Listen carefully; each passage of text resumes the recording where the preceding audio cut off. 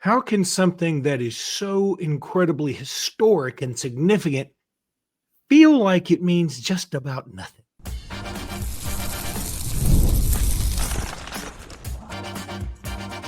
You are Locked On Bama, your daily podcast on the Alabama Crimson Tide, part of the Locked On Podcast Network, your team every day. Hey, everybody, and welcome back into Locked On Bama, AHSA Radio Network's Luke Robinson. That's me. Alabama internet legend Jimmy Stein. That's him. Want to thank you every day for being here every day. Thank you, newbies, for being here today. And thanks, everybody, for making this your first listen every single day. You guys are the best. We're here on a special Saturday.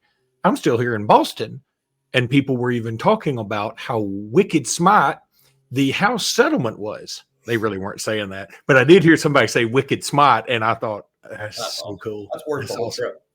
They had to feel the same way when I said y'all and, stuff and mama and them or whatever. This is my grits. Did you say that? Okay, Jimmy, you're a law talking guy. I'm just sitting here with my glow stick of destiny microphone. This House settlement that has come out that is going to allow universities to directly pay their student athletes, which I don't understand how this really fixes anything, though. I really don't. Tell me how it does.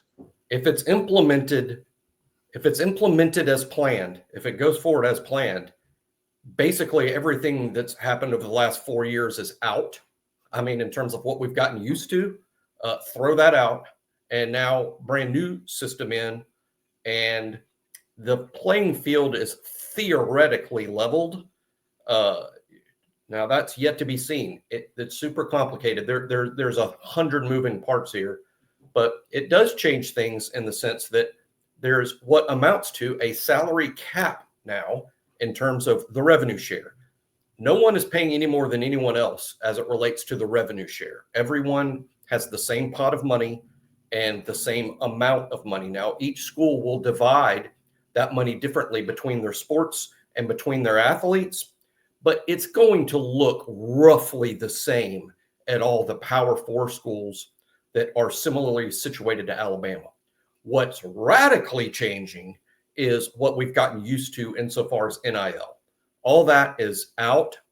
Like, for instance, a great example is what's been in the news all week, the pitcher from Texas Tech. I know that's softball and not football, but deals like hers, and she just re-upped for another $1 million next year, and that's perfectly legal. All deals struck until this week are grandfathered in. They're not violations, but the deal she just signed would definitely be a huge violation next week. She would even potentially lose her eligibility.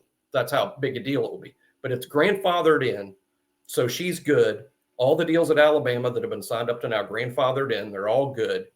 But starting going forward, all NIL deals over $600 must be legitimate NIL. That means it must be directly related to name, image, and likeness. In other words, marketing a kid's name, commercials like when Bryce was doing Dr. Pepper, that's all completely legal. Still, what's not legal is using NIL and these collectives paying players to be on the roster. That's what's been going on for 4 years. That's been replaced by revenue share coming directly from the university. Now the collectives will continue, and they'll continue to pay players in addition to the revenue share, but it has to be legitimate NIL deals, and there is an enforcement process and an enforcement arm, which is a great upgrade over what the NCAA used to do when the NCAA monitored stuff. There's a private company that is monitoring all this that will have enforcement power in terms of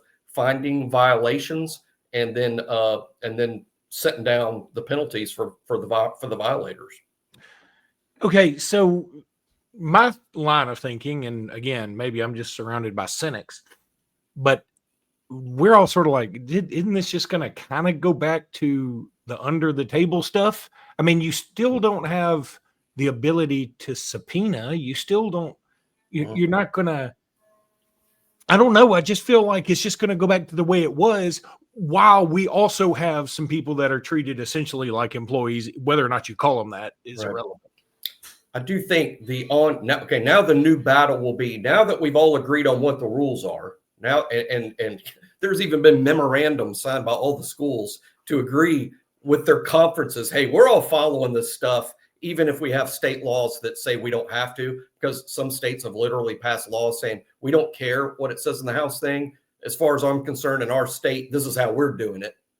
And that really screws up everything. But there are some states that are passing such laws. But what the conferences like the SEC has said is, no. We're all going to be operating under the same rules, or you won't be in this league. So sign this contract to agree that we're all going to be following these rules, or you have to leave the league. And we don't care what your state legislature is saying you're allowed to get away with. We all have to be following the same rules, or it's not going to happen. So I do think, Luke, you're exactly right about one thing. Now that the playing field has been leveled, the next battle will be the schools that are desperate to win at any cost. What are they going to do to get around these rules and not be put in the new version of NCAA jail? That there's no doubt. And the biggest thing that's coming in terms of uncertainty, number one, is Title IX, which the House settlement does not even address, and that's going to be a mess. Number two is the NIL deals. What's fair market value and what's not? Some schools, some collectives are going to continue to be very aggressive here and challenge what should be allowed and what's not allowed. That's the new battleground that's coming. That's where schools will continue to try to outspend others, is through this NIL process, arguing some things are legitimate NIL. And secondly, like you said, I do agree with Luke that there could be a return to some under the table stuff in terms of, hey, if everyone's paying the same, how are we going to make it more advantageous to choose my school? It just feels like it's a solution to some other problem, not the real problem to me. I mean, I just don't feel like this is ever going to be solved, because part of the problem is that we have 100 and, I mean, take out everybody else. I know we got 300 and some odd basketball schools in Division I, and we got 12 equestrian teams, and we got 132 football teams. But football drives the train, or conducts the train, or whatever you do with trains. And it's the most important thing. You can, if you want to tell me all student athletes are important, I think that's great in a perfect world. It's not true. So football is the most important thing. And what we're trying to say is we're trying to make it equitable for all 132, 131, 133 teams, whatever there are. And it never will be. I don't care what you do.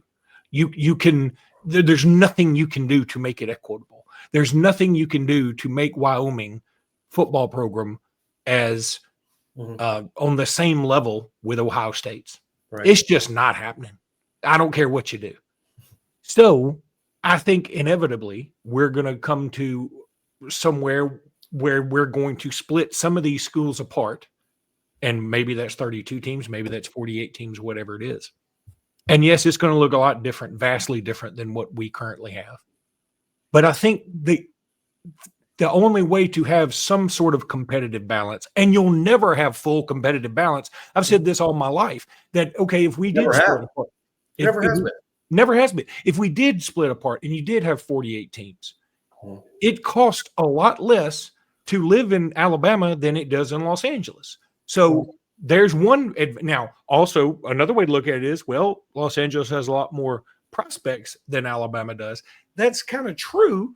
But then you talk about, think of another school, Michigan State or Illinois. Illinois doesn't put out nearly as many prospects as Alabama or Georgia or Texas. And I don't care what you do, the weather in the South is always going to be better. There's so many other things that come into play. You see it with NFL and NBA teams, tax situations in different states certainly lead to some players signing somewhere. It's never going to be completely equitable, but the only way continuing, even though it makes it sound like, hey, now everybody's on a level playing field, that's true. There's going to continue to be huge inequities simply because of this.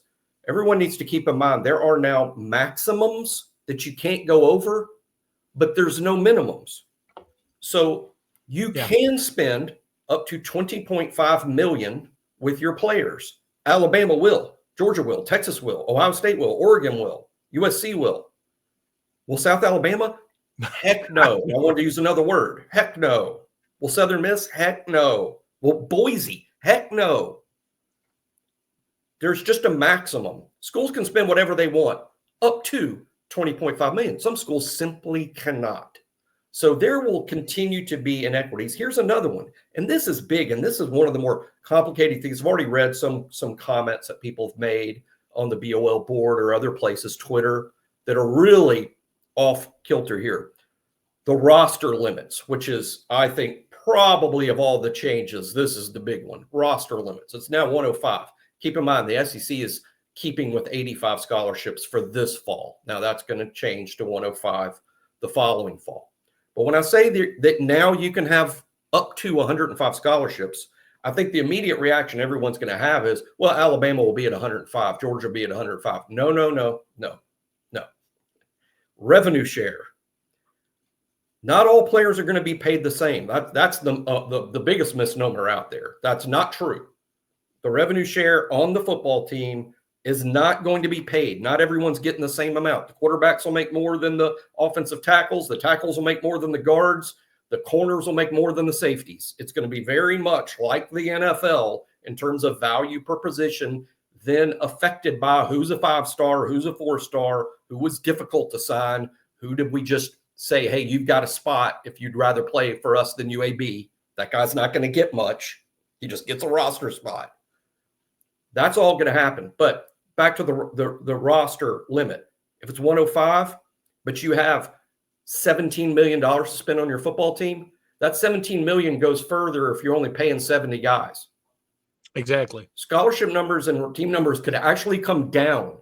The fewer players you have, the more you can pay them. And Alabama's in the business of recruiting the best players in the country, and they need to pay them more. That means fewer players. The roster limits 105. There will be no rule that you have to have 105. The only rule is you can't have more than 105. Every player has to be on scholarship. Not true at this moment. Keep in mind, there's so many moving parts. Current walk-ons are grandfathered in. Walk-ons will not be cut by law. If you're a walk-on right now, you can remain a walk-on until you cycle out. What you can't bring in is new ones. There's no new ones coming in. All right? You got to be on scholarship in the future to some form or another. Not even full. Football used to be full scholarship only. Now there can be partial football scholarships. This sort of stuff is going to happen to fill out a roster. What you're really going to have ultimately, Luke, and boy, it's going to blow everybody's mind.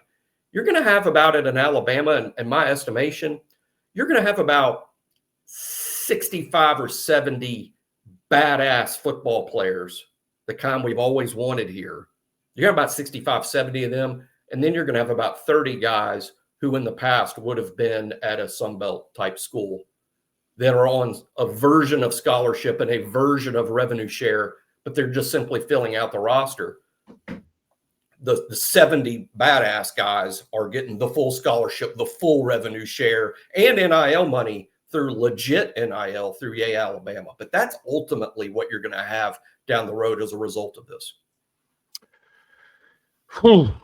That's a lot. Yeah, it's a lot to digest, bro. So let's undigest that and talk about FanDuel. Y'all know we love FanDuel. Y'all love FanDuel. We all do. And there's so much good stuff going on FanDuel. Look, the NBA playoffs been the best in a long time. I know there are not a lot of NBA dudes probably listening to this. The NBA playoffs have been fun, telling you. And if you want to make it even more fun, you want to get in on the action with FanDuel. Every night, every time there's a game, it's been something fun. First game of the NBA Finals, crazy stuff. FanDuel makes it easy to stay in the game too, before the tip-off and live, with player props, performance trends, and same-game parlays. Fans have more ways than ever to win and to play smart, and then to win big some more. Look, if you're new to FanDuel, it's a perfect time to sign up. Head to FanDuel.com and place your first $5 bet. If it wins, you'll get 200 in bonus bets. Make every moment more with FanDuel, which is an official sports betting partner of, Jimmy, tell them. The NBA. The NBA. He's right, y'all. Yes, he's very right. I wanted to put up, we're going to talk some recruiting because Alabama's got a big weekend. I wanted to put up this statement from Greg Byrne. He said, one of the biggest transformational changes in college athletics is upon us, and Alabama athletics has been planning for this day and making decisions that best position our department for the long-term success. Approval of the House settlement offers stability going forward, which is something that is much needed. We're extremely proud of the world-class resources our student athletes receive, and will now add to that by offering new scholarships while fully funding revenue sharing. I'll be honest, his statement makes it sound a lot easier. Huh? Fully funded revenue sharing is big news. Not everyone's doing that. Of course, Well, that means the $20.5 million that can be spent on athletes, we're spending every dime of that. But he does note fully funding new scholarships. Yeah, I saw that. Alabama's falling behind. Texas and even Georgia have come out stating that they intend to hit roster limits with full scholarships. Alabama, Greg Byrne has actually informed coaches on the roster of coaches at Alabama. He's already told coaches, you will be playing with less scholarship players than some of our competition. That's just a fact. You're going to have to get used to it. We simply do not have the resources that other schools like a Texas has. Now, it won't be many schools outspending Alabama here, but it is going to happen. It's just the absolute reality of the situation. No different than the Baltimore Orioles cannot spend what the New York Yankees spend. It does not mean that the Orioles don't make money or that they're broke. They're just not the Yankees. That's kind of what we have now. What can fans do to help stop that gap? I don't know that there's much. I mean, look, if Alabama said we're going to have a fundraising drive and we need all the money we can get to catch up to Texas, you know what Texas will do? They'll make one phone call and say, hey, Johnny Oil Man, y'all all know Johnny Oil Man. Please give us $1.3 billion. That's what it feels like they'll do. And we'll collect about $100 million, and the gap gets wider. I think the casual fan can still support Alabama through Yay Alabama. I would watch for messages from Yay Alabama about what you can do to continue to support the collective that will continue to support our players. Number one, just listen to what Yay Alabama is asking of normal fans. If you're an extremely wealthy fan, here's one area that you can continue to help, and that's just simply contributions towards facilities, because Alabama itself has to now spend approximately 50% of all revenue coming into the athletic department will now be spent on player salaries and scholarships. 50%. What's getting cut out of the budget to make room for that? One is facility improvements. It's just going to have to simply come from alums and donations. I mean, let's be honest. I mean, they're cutting. This piece used to not be in the budget at all. Now it's a new piece in the budget that's just changing everything. So there's going to have to be massive cuts. You can imagine that facilities will be one of them. So that's one area. So there's a lot of things fans can continue to do to help Alabama, no doubt. But what I want to focus on is, again, in this new world, Alabama is a have. They are not a have-not. They're a have. We're not the have. We're not the have, but we are a have. But we are a have. We're just like I get so frustrated reading about fans frustrated that we're not competing with guy over NIL. When in fact, since NIL was the law of the land, Alabama out-recruited everybody. Alabama had the number one recruiting class in football if you lump together 2021 through 2025. Alabama was number one. And to read, well, we can't compete. We're number one. We're just not signing every single kid we'd like to have because some of them are beyond what we're willing to pay. It doesn't mean that we weren't a huge win. Alabama basketball had never recruited better in the history of the program during the NIL era, thanks to Nate Oates. That's all true. I mean, it does make you wonder if Anthony Grant were still here, would the recruiting have been as good? I think it was not just NIL, nor was it just Nate Oates. I think it was a combo of the both. You got to have both. But now, this does make me think about that. My brother went to Naples a couple years ago with some friends. They go every year. Like, he's got a buddy who's got a house down there, and they go and play golf and all those things. And it's a lot of fun. He said it's a different world. Naples, Florida is like whatever you think of rich, go to Naples, Florida, and then you're like, oh, this changes my whole opinion of what rich is. But he said they were in the clubhouse, and some guy that was there was just bragging. He's like, yeah, when I sold my company for $50 million, when I sold my company for $50 million, when I sold my company for $50 million. And finally, another guy comes in and goes, hey, Ted, or whatever his name was, why don't you shut up about that? If my company was only worth $50 million, my wife would leave me. It's like, I sort of would like to be where Ted is, but there's also a guy who could insult Ted very easily. So what I'm saying is Alabama's in the clubhouse. Yeah. We're not doing lawn maintenance here. No. We're a club member. We're in Augusta. Yeah. Right. We're in Augusta. We're in Augusta. We're a member. We got the green jacket. Yeah, but we're also not above somebody saying, there was another time that happened at Willow Point. I don't want to go too much into it, but I know there was a guy that worked for Willow Point. He was very popular, big time dude. And he got up there and he was pulled up to the tee, and he saw the guy who sort of runs Willow Point. And he said, okay, what time's your tee time? Because thinking he was taking his tee time. And he goes, my tee time's right now, and your tee time is right after me. And I was like, that makes a lot of sense. Okay. And you can be in a very good position and still not be the head honcho. You know what I mean? Yeah. Alabama's a member at Augusta, but they probably don't get to tee off at 10 a.m. on Saturday morning. It's somebody else has that. We got to make a reservation. We don't get to just show up and say, where's the first hole and what's the course record? But I do think that House has made it to where, look, Alabama's a great deal for any kid. No one is there shouldn't be deals like we have now where, like, for instance, I heard a story, like Alabama wanted an offensive lineman, and they're like, this guy's, we want to spend considerable to get this guy. We might go as high as $300,000. And then the kid ended up signing somewhere else for like $1.8 million. Yeah. That's probably not going to happen anymore. I mean, where you're kind of at the top of the food chain and then someone pays 6 times what you're willing to pay. That's what's ending here, or theoretically is ending. That's what's supposed to end as a result of this. Now, let's see if that's actually how it plays out. But that's what this is supposed to do, which is a good thing. And gosh, of course it's a good thing. Can you imagine? I mean, the kids are now going to make significant money. Y'all can do the math. I think football, you can spend up to $20.5 million. It looks like football and basketball are going to get 90% of that figure. And it's easy to do the math, in terms of how much, football is going to get. Now, again, keep this in mind. And this is why football now needs, as college athletic football teams need what in NFL they call a capologist, which is, it's going to be complicated. Not all the kids will be paid the same. You've got to pay Keelan Russell more than you pay Luke Metz, to be honest.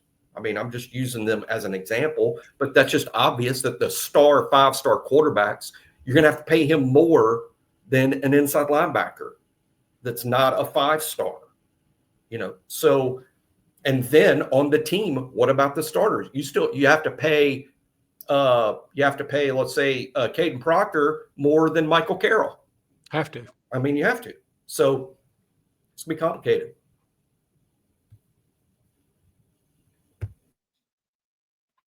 All right, let's talk a little recruiting. Jimmy, it's a big weekend on campus. A lot of big names are there. You heard any rumblings yet?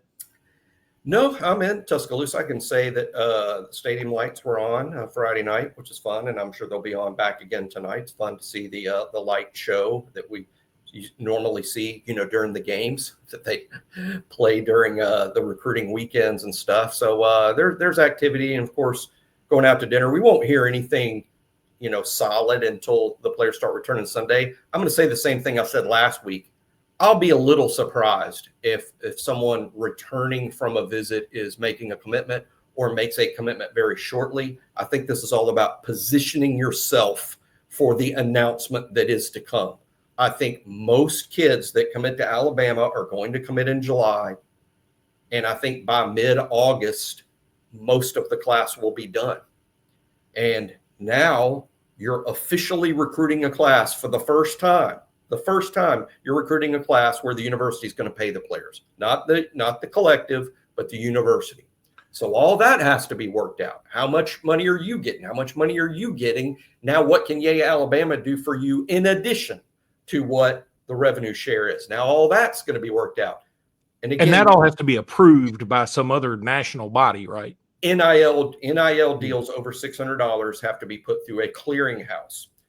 There will be rules that has to be legit NIL, fair market value for a legitimate marketing deal that will be reviewed by Deloitte, one of the world's biggest CPA firms.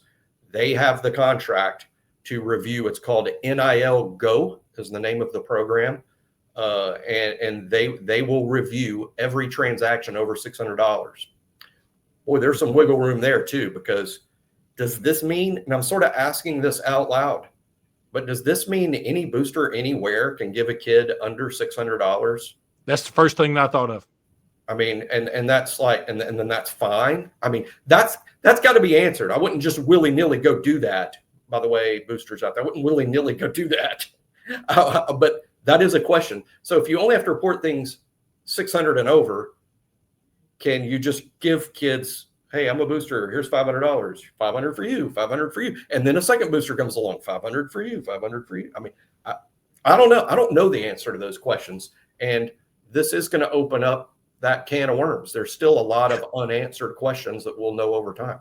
That's why, when people say, well, the antiquated sense of amateurism, blah, blah, blah.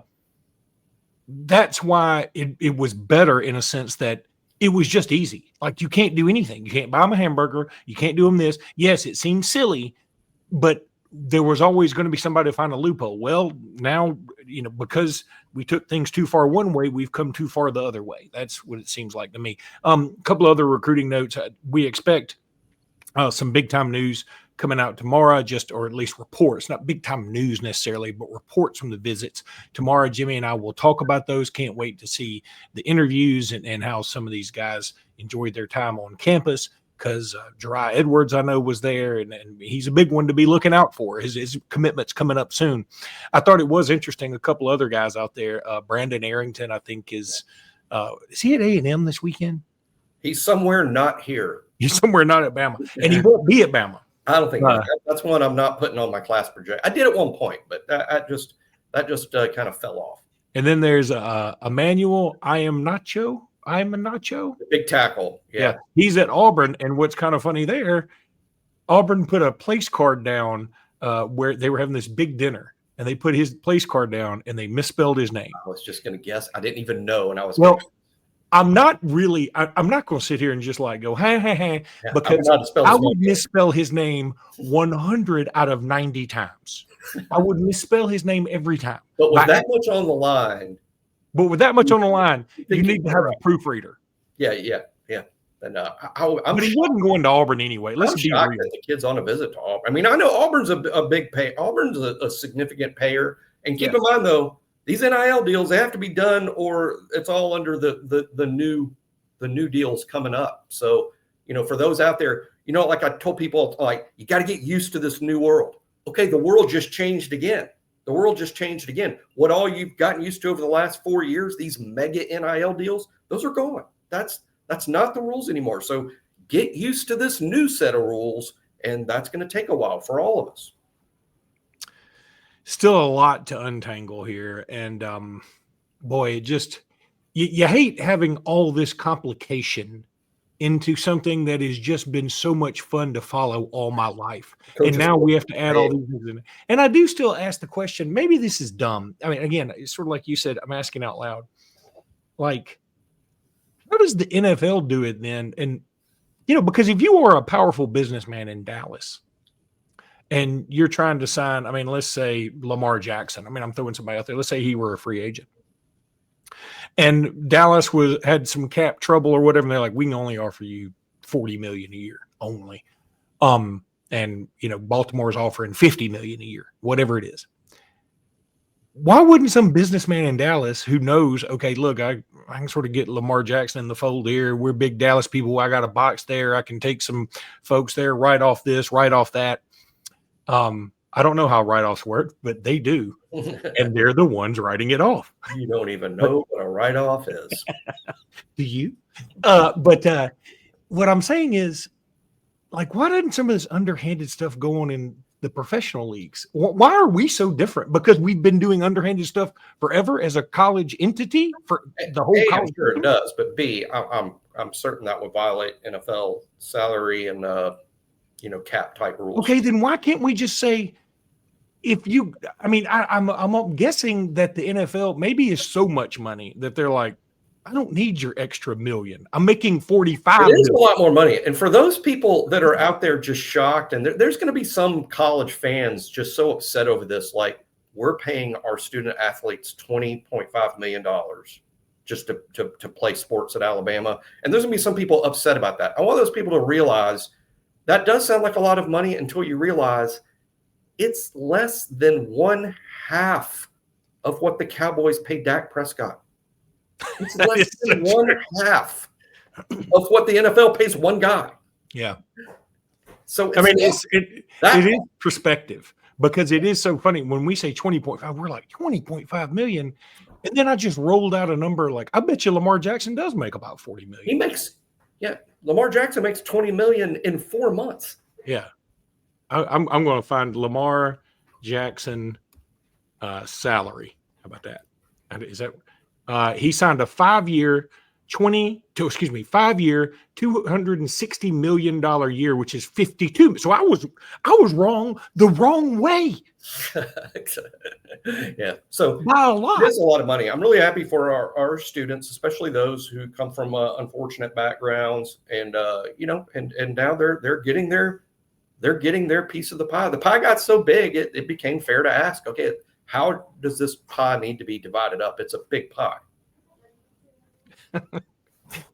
I will tell you another. I know some people don't like these, but I'm telling you a story anyway. It's kind of funny. So there's another. I know a lot of wealthy people. I'm just not very wealthy myself. And but this guy's like out of bounds wealthy, like astronomical numbers. And he's a great dude. But one day, everybody was sitting around talking at lunch, and somebody said, I think it was John Elway who sold his car company or whatever for like $100 million or $200 million. It was some crazy number. And the extraordinarily wealthy guy that was with us was like, can you imagine that? And we all paused for a second. And we said, if you only had $200 million, you'd jump off the tallest building you could find. It blows your mind. Like, sometimes people just don't think about, I shouldn't have said that because I'm worth 5 times that. You know what I mean? Like, I shouldn't say things like that. No, you can't imagine it for different reasons than we can't imagine it. Everything is as with money and everything else in life, everything is relative. I can't imagine having that much. You can't imagine having that little. We aren't the same. You know what I mean? Some people would look at me as rich, and some people would look at me as very poor. Another friend of mine also said on that same topic, when John Elway sold his company, I think it was $200 million. I can't remember. But he said he actually sold it maybe for $190.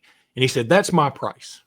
He said, if somebody comes up to me with $190 million offer, if I'm holding a suitcase worth $200 million, I will still take the 190 because all I need is 190. That's all I need. I don't want any more than that. Anything else seems like a hassle. It's not asking for much. Yeah. He's like, I would willingly give somebody a suitcase worth 10 million more if you gave me a suitcase that had 190 million in it. It's actually a pretty good line of thinking. That's a unique dividing point. Well, I like having a goal. Like, this is my goal. This is all I need. I don't need any more than this. My goal is to get some of these 5-stars that are visiting this weekend, like Xavier Griffin, and that would be nice. Welcome to Finance Talk by two guys who can't run their own lives. All right, that's going to do it for today's podcast. Look, the house settlement thing, Jimmy's a lawyer. I'm not. I seriously don't understand what's happening here, and I don't think any of it sounds good to me. I'll be honest with you. So that's why we did this. I'm happy that a form of stability has been presented and agreed to, and this is a form of stability. And let's see what happens from here. To me, it's a radical improvement over what we've had. It sounds like the house finally got some foundation to it, but the foundation might be strawberry jello. So, I mean, I guess that's better than nothing, but it still doesn't give me a lot of confidence. It's just like science. In theory, this could really work. Now let's see if it does. In theory, communism works. I learned that on The Simpsons too. All right, that's going to do it for today's podcast. We'll be back tomorrow with more. Until then, roll tide, everybody. Roll tide.